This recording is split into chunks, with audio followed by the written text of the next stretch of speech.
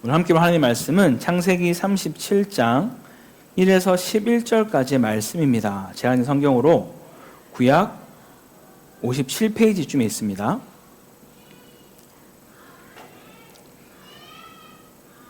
다 찾으셨으면 한 절씩 교독하고 마지막 절은 합독하겠습니다. 제가 먼저 1절 읽겠습니다. 야곱이 가나안 땅 곧 그의 아버지가 거류하던 땅에 거주하였으니 야곱의 조건은 이러하니라.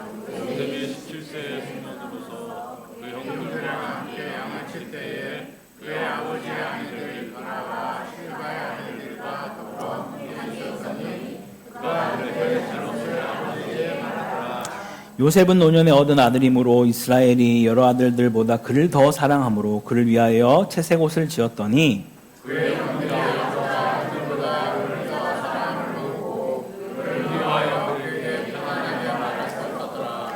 요셉이 꿈을 꾸고 자기 형들에게 말하매 그들이 그를 더욱 미워하였더라. 요셉이 그들에게 이르되 청하건대 내가 꾼 꿈을 들으시오. 우리가 밭에서 곡식단을 묶더니 내 단은 일어서고 당신들의 단은 내 단을 둘러서서 절하더이다.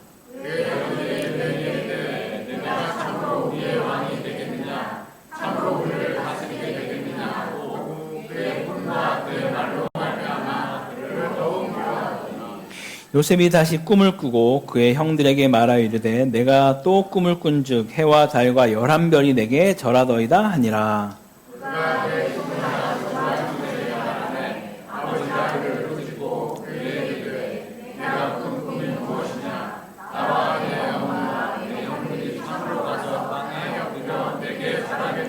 함께 읽습니다. 그의 형들은 시기하되 그의 아버지는 그 말을 간직해 두었더라. 아멘. 할렐루야. 오늘도 은혜의 자리에 말씀 앞에 나오신 모든 성도님들 가운데 하나님의 은혜와 긍휼과 평강이 가득하기를 간절히 소망합니다. 성도 여러분, 우리는 인생을 살아가면서 참 많은 결과들을 마주합니다. 자녀가 대학에 진학할 때, 청년들이 밤낮으로 준비하던 직장에 취업할 때, 혹은 인생의 중대한 걸음인 결혼을 준비할 때조차도 우리는 우리 눈앞에 당장 주어지는 결과에 마음을 빼앗기곤 합니다. 원하는 결과를 얻으면 세상을 다 가진 것처럼 기뻐하고 기대에 못 미치는 결과를 마주하면 금세 실망하고 좌절합니다. 우리는 연약한 인간이기에 눈앞에 보이는 이 상황과 현실에 좌지우지 될 수밖에 없는 그런 한계를 우리는 지니고 있습니다. 하지만 세상의 속담이나 명언에서도 멀리 바라보아야 한다라는 것은 늘 강조하듯이 눈앞에 펼쳐진 것이 마치 내 인생의 전부이냐 일희일비하며 살아가는 모습에는 분명한 한계와 문제가 존재합니다. 그것은 전체를 보지 못하게 만들고 결국 우리를 영적인 맹인으로 만들어 버리기 때문입니다. 오늘 우리가 읽은 창세기 37장에도 철저하게 눈앞에 펼쳐진 것에만 갇혀서 일희일비하는 인물들이 등장합니다. 흔히 우리는 이 본문을 보면서 요셉처럼 위대한 꿈을 꾸는 비전의 사람이 되자라는 말을 참 많이 들었습니다. 마치 요셉이 성공할 만한 위대한 자질을 가졌거나 하나님께 선택받을 만한 특별한 조건을 갖춘 것처럼 성공 신화의 주인공으로 묘사하곤 합니다. 그러나 오늘 본문이 폭로하는 인간들의 민낯은 전혀 그렇지가 않다라는 거예요. 오히려 눈앞의 특권과 그 감정에 갇혀서 온 가정을 파멸로 몰고 가는 철없는 인간들과 그럼에도 불구하고 그 미숙함 너머에서 묵묵히 일하시는 하나님의 이야기입니다. 오늘 이 말씀을 통해 눈앞의 현실이 전부인 것처럼 살아가는 우리 자신의 모습을 거울처럼 비춰볼 수 있기를 바랍니다. 과연 나는 어떤 시선으로 이 땅을 살아가고 있는지, 그리고 주님 앞에서는 어떤 태도로 내가 서 있는지 우리의 영적 주소를 점검하는 복된 시간 되기를 간절히 소망합니다. 본문 1절은 야곱이 나그네와 같은 거류자의 삶을 이제 끝을 내고 마침내 약속의 땅에 가나안에 정착하는 거주자의 삶으로 바뀌었음을 우리에게 보여주고 있습니다. 외적으로는 하나님의 약속이 성취된 아주 평화로운 정착처럼 보여집니다. 그러나 2절부터 펼쳐지는 야곱 가정의 실상은 어떤 정착의 평화가 아니라 숨막히는 갈등과 깨어짐의 연속을 보여주고 있습니다. 그 중심에 17세 소년 요셉이 있다라는 것이죠. 오늘 본문성 요셉은 우리가 본받아야 할 그러한 영웅이 아닙니다. 누구보다 철이 없고 사리분별이 되지 않는 그러한 소년이었습니다. 2절을 보면 그의 형들의 잘못을 아버지에게 일러 바치는 그런 고자질쟁이인 요셉의 모습을 우리는 볼 수 있습니다. 게다가 아버지 야곱은 노년에 얻은 그 아들이라는 이유 때문에 요셉만을 아주 편애하며 결국 화려한 채색 옷을 그에게 지어줍니다. 이 채색 옷과 요셉이 앞으로 꾸게 될 그 꿈은 요셉이 스스로 노력해서 어떤 쟁취하거나 하나님께 요구해서 기도해서 받아낸 것이 결코 아니었습니다. 자격 없는 자에게 일방적으로 거저 주어진 값없고 고귀한 하나님의 은혜요 축복이었다라는 것이죠. 문제는 이 빛나는 은혜와 축복이 요셉의 자기 중심적인 재성과 만났을 때 그에게 독이 되었다라는 사실입니다. 요셉은 아버지가 입혀준 그 채색 옷을 보며 내가 무엇이간데 이런 과분한 대접을 받는가라는 질문을 하지 않았습니다. 그 특권을 당연하게 여겼고 눈치도 없이 그것을 과시했습니다. 하나님이 주신 꿈, 즉 온 가족이 자신에게 절하게 될 것이라는 그 엄청난 꿈을 꾸었을 때도 그는 마찬가지였습니다. 그 꿈은 자기를 영광스럽게 하라고 주신 야망의 꿈이 아니라 앞으로 하나님의 구원의 역사를 위해서 자신에게 주신 시대적 사명이자 묵시라는 것을 그는 간과했습니다. 하지만 요셉은 그것을 하나님의 시선으로 보지 못하고 자기 중심적인 시선으로만 그것을 바라보기 시작했다라는 것이죠. 4절에 보면 형들이 이미 자기를 미워하여서 편하게 말 한마디 건네지 않은 그런 아주 살벌한 분위기였습니다. 그런데 요셉은 눈치도 없이 서슴없이 그 꿈 이야기들을 형들 앞에 가서 늘어놓습니다. 5절을 보면요 이렇게 말씀하죠.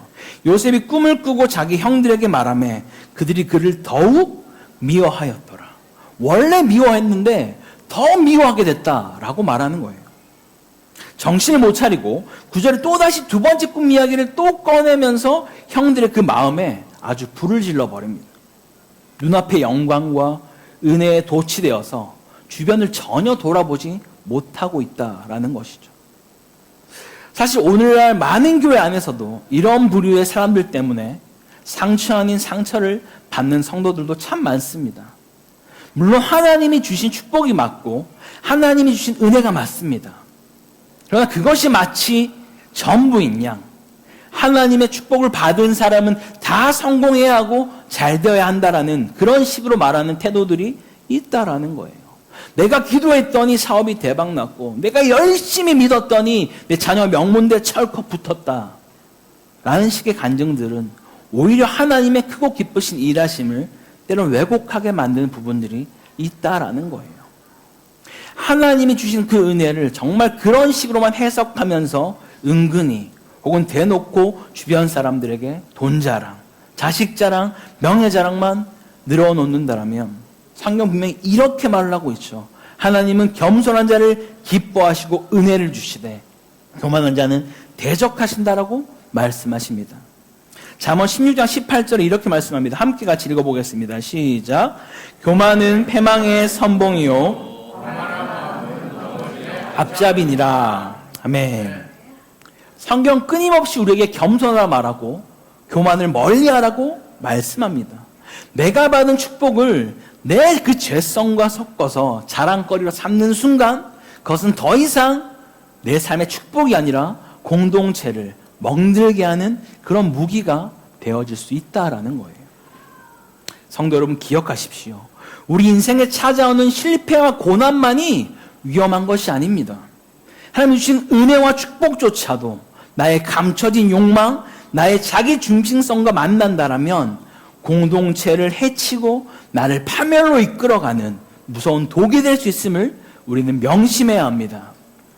그렇다면 요셉을 미워하고 증오하며 결국 죽여서 구덩이에 던져버리려 했던 그 형들은 요셉보다 나았습니까? 그렇지 않습니다. 본문 4절을 보게 되면 그의 형들은 아버지가 요셉만을 사랑함을 보고 그를 미워하여 그에게 편하게 말할 수 없었다라고 말을 하죠. 11절에는 그의 형들은 시기하되 라고 성경은 또 기록하고 있습니다. 우리는 요셉을 향해서 참 철없고 개념 없다라고 손가락질할 수 있지만 사실 우리 삶을 자세히 들여다보면 요셉과 같이 철없는 실수를 범한 이들도 있지만 동시에 이 형들과 같이 남들의 잘됨을 배아파하고 분노하고 시기하며 비교의식 속에 살아가는 이들이 훨씬 더 많은 것을 우린 볼 수 있습니다. 이 형들의 마음을 사로잡고 있었던 것은 철저한 결핍과 비교의식이었습니다.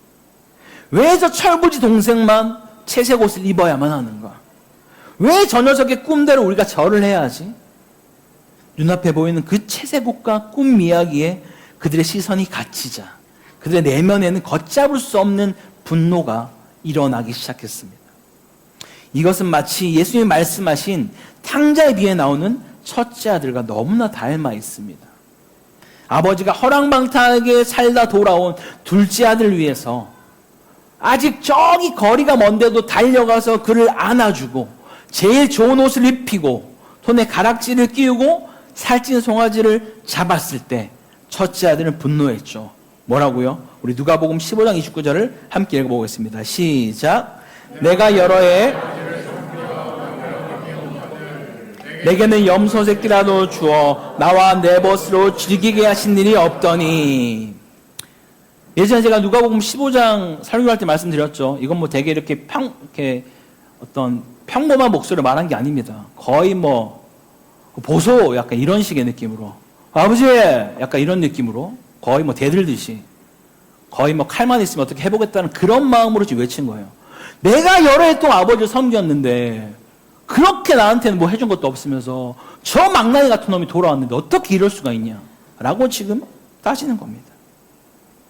첫째 아들의 눈에는 그 아버지의 사랑도 동생이 살아도록 기쁨도 그에겐 보이지 않았습니다.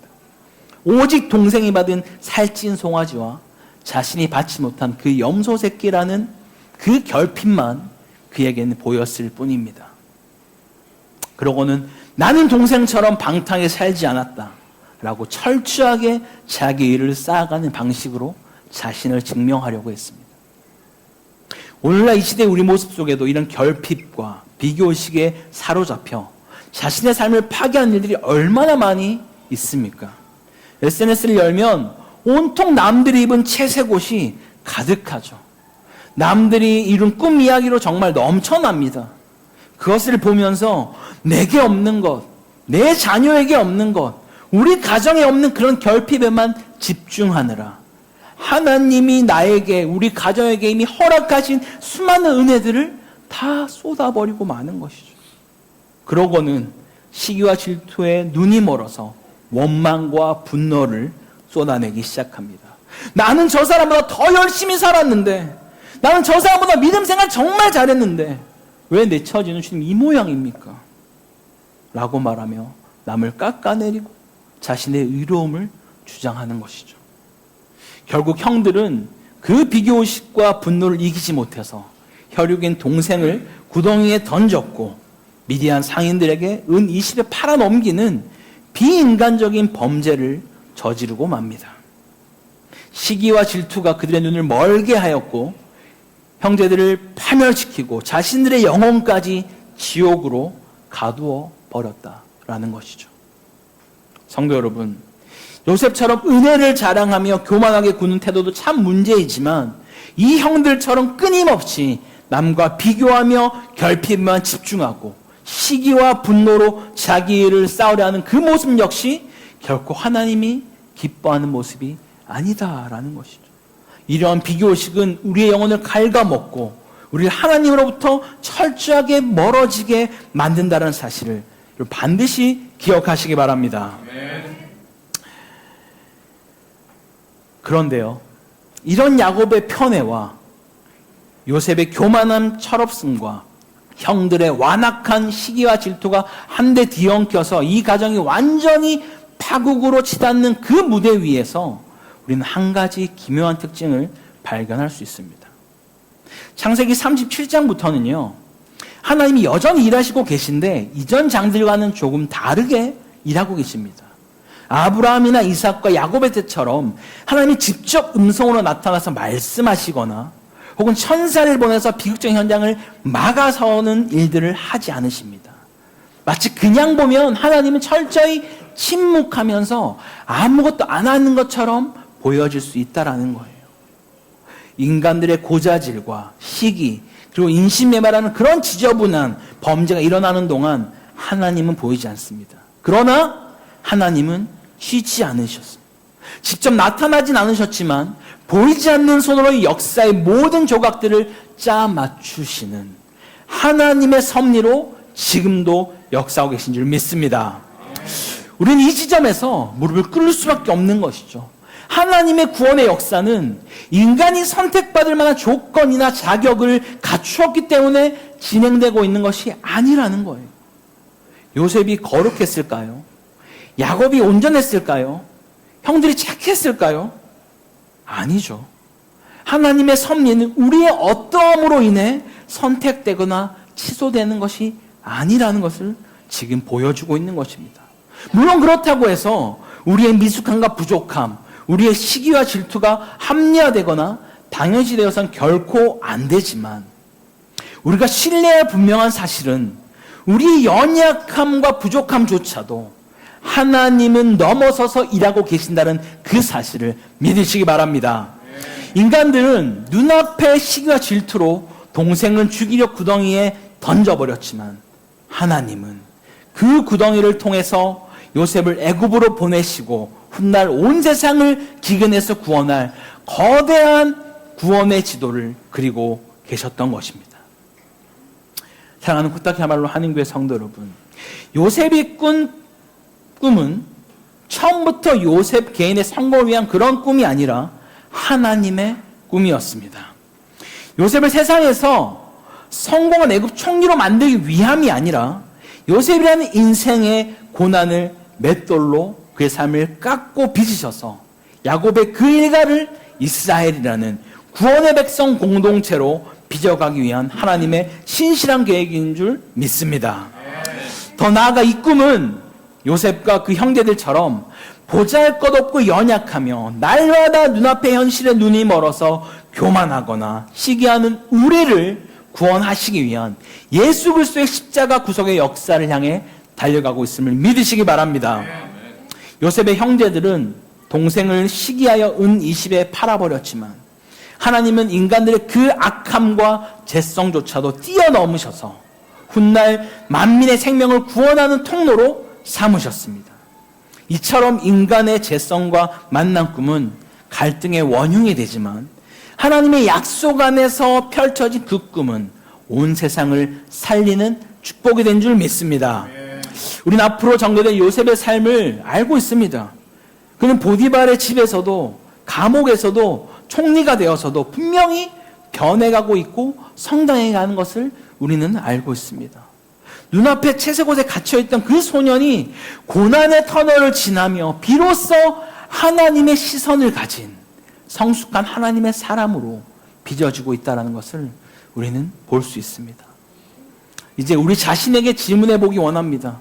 지금 여러분 앞에 놓여있는 대학, 취업, 결혼, 자녀, 재정 혹은 건강의 문제들을 여러분은 어떤 시선으로 바라보고 계십니까?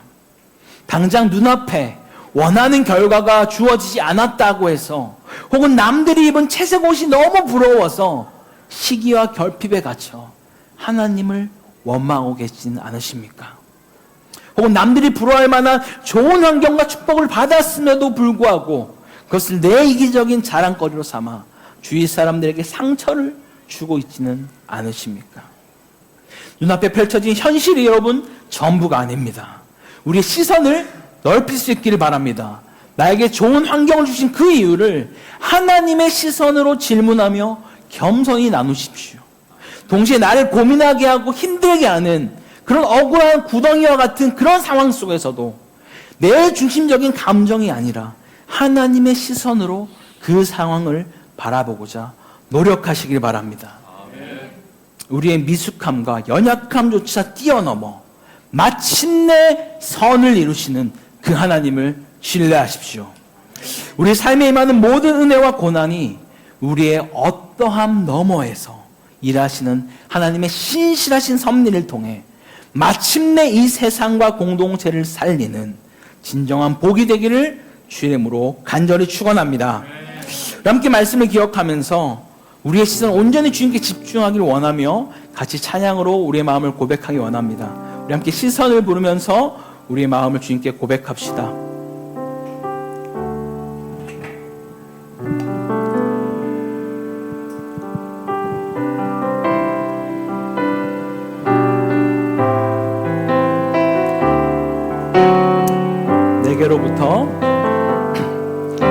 내게로부터 눈을 들어 주를 보기 시작할 때 주의 일을 보겠네. 내 작은 마음 돌이키사 하늘의 꿈꾸게 하네. 주님을 볼 때 모든 시선을 주님께 드리고 살아계신 하나님을 느낄 때 내 삶은 주의 역사가 되고 하나님이 일하기 시작하네. 성령이 나를 변화시켜 성령이 나를 변화시켜 모든 두려움 사라질 때 주의 일을 보겠네.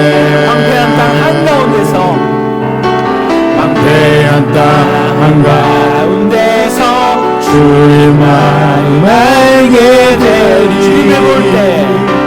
주님을 볼 때 모든 시선을 주님께 드리고 전능하신 하나님을 느낄 때 세상은 주의 나라가 되고 하나님이 일하기 시작한 모든 시선을 주님께 드리고 전능하신 하나님을 느낄 때 세상은 주의 나라가 되고 하나님이 일하기 시작하네. 우리 이 시간 함께 같이 기도하기 원합니다. 주님, 정말 우리가 그 은혜 앞에 겸손하게 반응할 수 있는 그런 주의 백성 되게 하여 주시옵소서. 아버지, 비교와 결핍의 영을 우리 가운데 파하여 주시고 온전히 겸손하게 나갈 수 있는 주의 백성 될 수 있도록 인도해달라고 함께 기도합시다. 그러니까 우리의 어떤 너머에 계신 주님께 우리의 시선을 맞춰 나갈 수 있는, 우리에게 때로는 찾아오는 어려움과 고통과 그런 역경이 있다 할지라도 그 너머에 일하시는 그 주님께 우리의 시선을 맞추며 나갈 수 있는 그런 인성을 붙어달라고 우리 주 한번 간절히 잠깐만 기도하겠습니다. 주여, 하나님 아버지 감사합니다. 아버지, 오늘도 이 시간 우리 창세기 37장 말씀을 통하여서 우리의 어떤 너머에서 여전히 신실하게 역사하시는 그 주님의 보이지 않는 그 섭리를 이 시간 또 알게 하시니 감사합니다. 주님, 우리에게 때로는 주님이 부어주시는 놀라운 은혜들이 있습니다. 축복이 있습니다. 아버지, 그것을 내 삶의 어떤 교만이나 나의 어떤 자기중심적인 생각과 결합되어서 공동체에 복이 끼쳐지는 그런 어떤 삶으로 살아가는 자가 아니라 정말 주님이 주신 이 모든 것들 정말 값없이 우리 주님의 은혜를 기억하게 하여 주시고 내 이기적인 재성과 만나 자랑거리에 독이 되지 않도록 주를 붙들어 주시고 철저히 되는 복의 통로로 주님 우리를 사용하여 주시옵소서. 아버지의 피가 곁으로 영을 파하여 주시옵소서. 주님 이 땅 가운데 세상의 채색옷이 너무나 많이 보여집니다. 모든 것들을 바라볼 때마다 나는 가지 못하고 정말 많은 사람들이 가진 것처럼 보여지는 그때 그것을 비교하며 시기하고 분노했던 그런 형들과 같은 그 완악함을 주님 파하여 주시옵소서. 아버지 내 안에 쌓여있던 자기를 십자가 앞에 못 박게 하여 주시고 결핍이 아닌 이미 내게 주신 그 주님의 그 사랑과 축복과 은혜에 감사할 수 있는 하나님의 백성이 되게 하여 주시옵소서. 아버지 우리의 어떤 너머에 계신 주님께 우리의 신을 맞추기 원합니다. 내 눈앞에 상이 전부인 것처럼 이를 위하여 살아가는 그런 자가 아니라 그런 내 삶 가운데 억울한 구덩이에 던져진 것 같은 그런 어떤 상황과 하나님의 침묵한 것이 이루어지는 그때에도 여전히 쉬지 않고 일하시며 우리 삶 가운데 하나님의 섭리를 역사하시는 그 놀라운 하나님을 바라보고 의지하며 붙들어 나갈 수 있는 주의 거룩한 백성 될 수 있도록 주여 인도하시고 통치하여 주시옵소서. 그렇게 좀 찬양합니다. 아버지 기름 주시고 목사님 인도하여 주시옵소서. 사랑과 풍성하신 하나님 아버지, 마땅히 죽을 수밖에 없는 죄인이요 나그네 같던 우리 인생을 택하여 주시고 약속의 자녀라는 거룩한 채색 옷을 입혀주시니 감사드립니다. 주님, 그러나 우리는 요셉처럼 주님이 거저주신 축복과 은혜를 당연하게 여기며 내 눈앞에 영광에 도취되어 교만과 자랑으로 이웃에게 상처를 주었던 그런 자들입니다. 또한 형들처럼 끊임없이 남의 채색 옷을 바라보며 시기하고 질투하고 내게 없는 결핍에 집중하며 내 의를 쌓으려 했던 그런 완악한 주님 자들입니다. 이 시간 우리의 미숙함과 눈먼 재성을 주의 십자가 앞에 회개하오니 주의 보혈로 씻어 용서하여 주옵소서. 바라기는 이제 우리의 시선이 눈앞에 펼쳐진 그 현실과 결과에만 매여서 일일비하지 않게 원합니다. 성공의 자리에 있을 때나 억울한 구덩이에 있을 때나 내 중심적인 감정을 내려놓고 하나님의 시선으로 내 삶을 바라보는 영적인 눈을 허락하여 주옵소서. 인간의 무대 뒤에서 보이지 않는 손으로 신실하게 역사하시는 하나님의 섭리를 전적으로 신뢰하는 주의 백성 되게 하여 주시옵소서. 우리의 어떠한 것 상관없이 우리의 연약함조차도 넘어서서 마침내 선을 이루시는 주님만을 찬양합니다. 오늘 예배를 마치고 세상으로 나아가는 우리 모두의 삶의 자리에 늘 함께하여 주시고 어떤 형편이든지 주님의 시선으로 승리하는 거룩한 백성이 되게 하여 주시옵소서. 우리를 구원하신 우리 예수 그리스도의 이름으로 기도드립니다. 아멘.